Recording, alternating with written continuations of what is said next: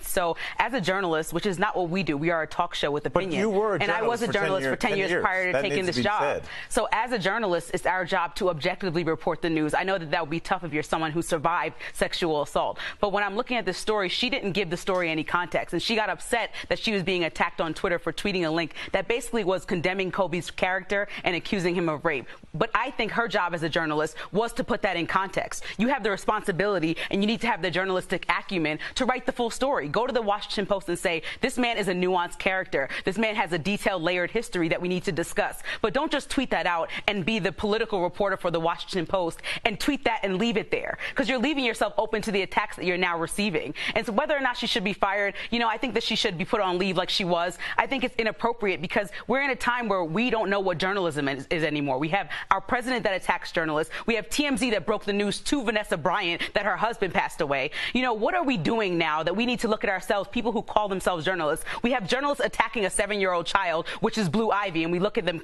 calling out her characteristics. We need to do better altogether as journalists. And I look at this woman and I say it was your responsibility just to do better and give it more time than 2 hours after the man passes away to say what you think about him if it's negative.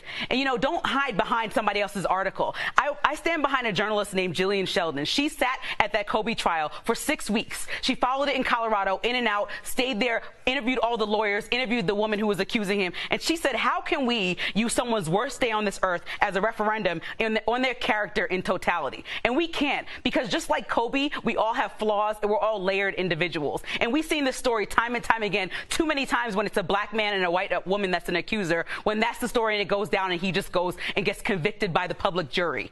And we've seen the story too many times where women who have been sexually assaulted cannot give their voice to the public and are not given the space they need to share their story. So this is a complicated thing to talk about, but I really think that as a journalist, if you're going to take that name and that stance and that dignity of a position, you should probably do it properly and just try to tell the complicated story with as much care as possible. And that goes for everybody involved in this Kobe situation. Wow.